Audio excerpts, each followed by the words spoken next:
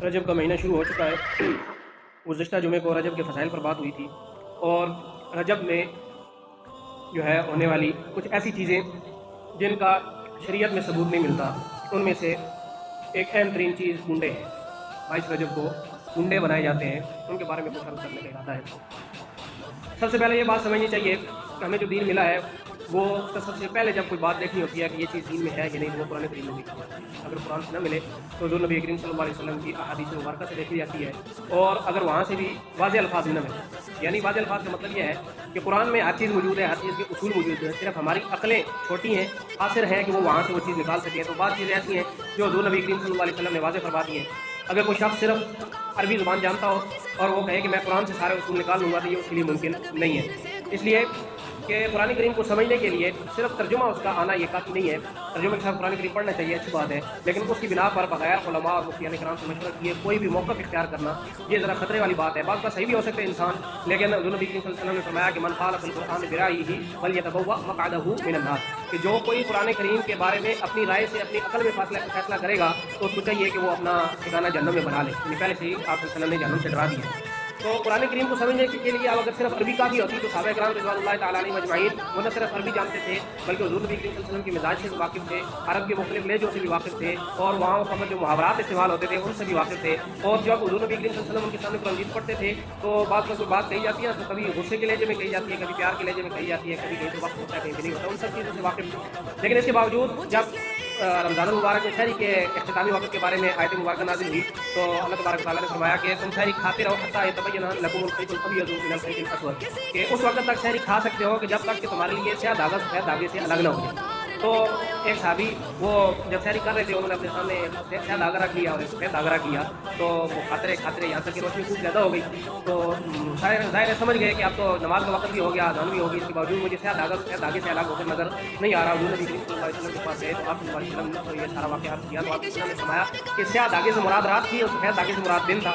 अब अगर सिर्फ अरबी जानने से ये समझ में आ जाता ना तो सहाबा किराम सबसे पहले हज़ूर नबी करीम सल्लल्लाहु अलैहि वसल्लम को फिर उसकी तशरीह करने की ज़रूरत नहीं पड़ती। लेकिन आप सल्लल्लाहु अलैहि वसल्लम के बेअसत के मकासिद में से एक सबसे बड़ा मकसद क्या है? युअल्लिमुहुमुल किताब, कि वो किताब यानी कुरान मजीद सहाबा किराम को हज़ूर नबी करीम सल्लल्लाहु अलैहि वसल्लम क्या करेंगे?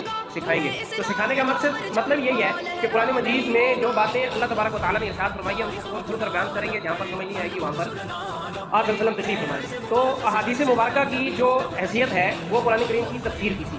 तो इसके बाद अगर फिर भी समझ में नहीं आता तो सहाबा किराम रिज़वानुल्लाह तआला अलैहिम अजमईन उन्होंने अपने दौर में मुख्तलिफ चीज़ें उसे समझी और बयान फरमाई, और उसके बाद फिर जाके इज्तिहाद एक चीज़ होती है कि जब इंसान तमाम इस्लामी उसूलों से वाकिफ़ होता है, कुरान और हदीस पर उसकी गहरी नज़र होती है, फिर वो इज्तिहाद करके उससे मसला निकालता है। तो जब भी हमने दीन के अंदर कोई चीज़ देखनी है, एक तो यह है कि हमने दुनिया का कोई काम करना है तो उसको दुनिया के कानून के मुताबिक करेंगे, लेकिन अगर दीन के अंदर कोई काम करना है, किसी दीन को सुन्नत बना के, सवाब बना के, मुस्ताहब क्या के, फ़र्ज़ वाजिब क्या कर पेश करना है और दीन का हिस्सा समझ के करना है, तो फिर उसको दीन के माखिज़ में देखेंगे, दीन के कानून में देखेंगे। सबसे पहले कुरान मजीद में देखेंगे और हदीस में देखेंगे और सहाबा से देखेंगे, और इन तीनों की ज़ुबान बिल इत्तफ़ाक़ सबको पता है अरबी है, तो अरबी ज़ुबान में वो चीज़ मौजूद होगी। तो कुंडा जो लफ्ज़ है, लफ्ज़ कुंडा, इसकी अरबी है ही। कुंडा उर्दू ज़ुबान में मट्टी के एक बर्तन को कहा जाता है कि जिसके अंदर 22 रजब को कुछ लोग जो है वो मीठी चीज़ पकाकर, पहले तो ये होता था कि वो आपस में पकाकर तो आपस में तकसीम करते थे, घर के अंदर खुफिया तौर पर खा लेते थे, फिर उन जो मट्टी के बर्तन जिनको कुंडा कहा जाता है उनको ज़मीन के अंदर गहरा खोद के दबा देते। इस चीज़ का गवाह मैं खुद हूँ, हमारे जो गाँव में पुराने घर थे, हम लोगों ने जब उसकी बुनियादें खोदी तो वहाँ से बहुत बड़ी तादाद में ये बर्तन निकले। तो पहले तो खुफिया तौर पर होता था, फिर आहिस्ता आहिस्ता हमारे अंदर कमजोरी आती गई, तो वो जो चीज़ खुफिया थी वो सबके सामने करनी शुरू कर दी गई। हमारे नज़दीक ये है कि 22 रजब को हज़रत अमीर मुआविया रज़ियल्लाहु तआला अन्हु का यौम वफ़ात है। हज़रत अमीर मुआविया रज़ियल्लाहु तआला अन्हु कौन है? वो हुज़ूर नबी करीम सल्लल्लाहु अलैहि वसल्लम के सहाबी हैं। आप सल्लल्लाहु अलैहि वसल्लम का सहाबी होना बस ये, इसके बाद सारी चीज़ें ख़त्म है। देखें आप सल्लल्लाहु अलैहि वसल्लम ने भी फरमाया है, वैसे भी हमें समझ में भी आता है कि कोई इंसान अपने अमल करके ना 100 हज कर लिए और खरबों नमाजें पढ़ ले और बहुत ज़्यादा रोज़े रख ले, सारी ज़िंदगी रोज़े रख ले, फिर वो सहाबी बन जाएगा, ऐसे नहीं हो सकता।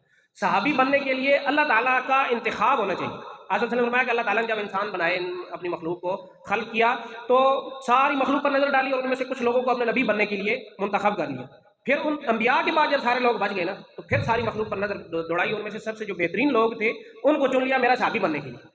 तो ये अहले सुन्नत वल जमात का मुत्तफ़क़ा अक़ीदा है कि सहाबा इकराम रिज़वानुल्लाह तआला अलैहिम अजमईन अंबिया इकराम अलैहिमुस्सलाम के बाद सबसे आला तरीन मखलूक है। तो हुज़ूर नबी करीम सल्लल्लाहु अलैहि वसल्लम की सोहबत मिल गई तो ये दर्जा होने के लिए काफ़ी है। जब अमल की बुनियाद पर एक इंसान सहाबी बन गया, और सहाबा के लिए अल्लाह ताला का क्या वादा है? जन्नत का। वकुल्लुन वअदल्लाहुल हुस्ना, सब के सब जन्नत में जाएंगे। रज़ियल्लाहु अन्हुम व रज़वान, अल्लाह ताला ने उनसे अपनी रिज़ा का वादा किया है। تو جب عمل کی وجہ سے صحابی بنا نہیں، نیک عمل کی وجہ سے صحابی بنا نہیں، اب اگر اس سے کوئی برا عمل ہو جاتا ہے تو وہ صحابیت کے درجے سے اترے گا بھی نہیں، صحابیت کا درجہ اپنی جگہ پر باقی رہے گا۔ کچھ لوگ کہتے ہیں کہ فلاں مطلب حضرت امیر معاویہ رضی اللہ تعالیٰ عنہ کے بارے میں بات کرتے ہیں کہ حضرت امیر معاویہ رضی اللہ تعالیٰ عنہ ان کی اس کے سوا کوئی فضیلت نہیں کہ وہ حضور صلی اللہ علیہ وسلم کے صحابی ہیں، تو بھائی اس کے علاوہ ہمیں اور فضیلت چاہیے بھی۔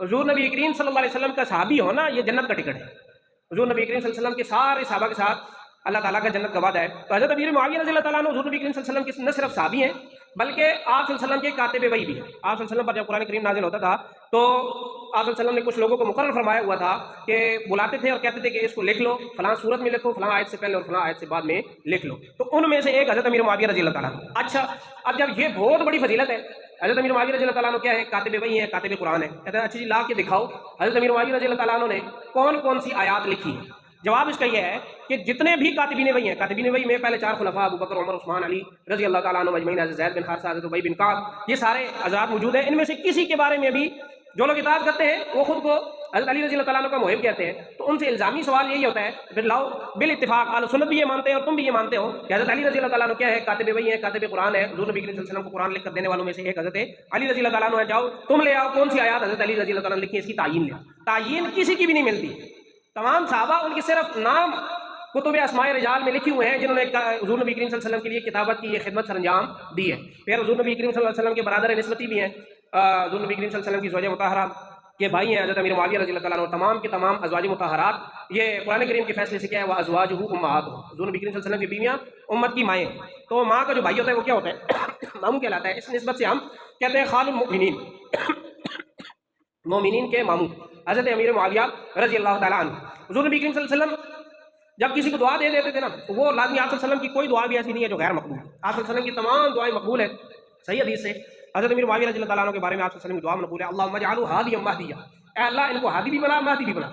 ہادی وہ ہوتا ہے جو خود ہدایت پر ہوتا ہے، مہدی وہ ہوتا ہے جو دوسروں کو سیدھا راستہ دکھاتا ہے۔ تو جب حضور نبی کریم صلی اللہ علیہ وسلم کی زبان اقدس سے یہ دعا نکل گئی ہے تو حضرت امیر معاویہ رضی اللہ تعالیٰ عنہ ہدایت پر تھے اور ہدایت ہی کے لوگوں کو بھی ہدایت کے راستے پر چلانے والے تھے۔ تو ان کے اتنے بڑے اس موقع پر 22 رجب کو حضرت امیر معاویہ رضی اللہ تعالیٰ عنہ جیسی عظیم ترین شخصیت ان کا یوم وفات ہے، اور اس پر پھر ان کنڈے نما برتنوں میں میٹھی چیز بنا، جیسے میں نے پہلے حضرت ابو بکر صدیق رضی اللہ تعالیٰ عنہ کے یوم وفات پر بتایا تھا نا کہ لوگ خوشیاں مناتے ہیں، تو ایسے حضرت امیر معاویہ رضی اللہ تعالیٰ عنہ کی یوم وفات پر بھی یہ خوشی کا سلسلہ، میٹھی چیز پکا کے آپس میں تقسیم کی جاتی تھی پہلے، یا تو اہل سنت کے گھروں میں بھی بھیجی جاتی ہے۔ تو 22 رجب کو اس بات کو ذہن میں رکھیں کہ حضرت امیر معاویہ رضی اللہ تعالیٰ عنہ کا یوم وفات ہے۔ اگر کسی کے گھر سے بعض اوقات لا علمی کی وجہ سے، چونکہ علماء کے پاس ہم بیٹھتے نہیں اور کتابوں والا دین جو دین کتابوں میں ہے اس سے ہمیں زیادہ واقفیت نہیں ہے، ہم زیادہ تر سنی سنائی پر چلتے ہیں، اس وجہ سے اہل سنت کے گھروں میں بھی درود کے نام سے آج جی درود ہے، آج ہے میٹھی چائے پکا لیں، درود کے نام سے بھی یہ چیز پک جاتی ہے۔ تو خود بھی اس سے اجتناب کریں، دوسروں کو بھی بتائیں کہ 22 رجب پہلے بھی میں نے عرض کیا تھا کہ میٹھی چیز کسی بھی وقت بنانا منع نہیں ہے، لیکن جب اس کے ساتھ کسی غلط عقیدے کی نسبت ہو جائے تو پھر اس وقت اس غلط عقیدے کی نسبت کی وجہ سے وہ منع ہو جاتی ہے۔ جیسے پچھلے جو بات کیا تھا کہ نفل پڑھنا کسی بھی رات میں منع نہیں ہے، لیکن جب کوئی آدمی کہے کہ جی اس کی خاص فضیلت ہے اور وہ فضیلت قرآن و حدیث سے ثابت نہ ہو تو پھر اس نیت کے ساتھ عقیدے کے بگاڑ کی وجہ سے اس کو پڑھنا جائز ہو اس وقت نہیں ہوگا۔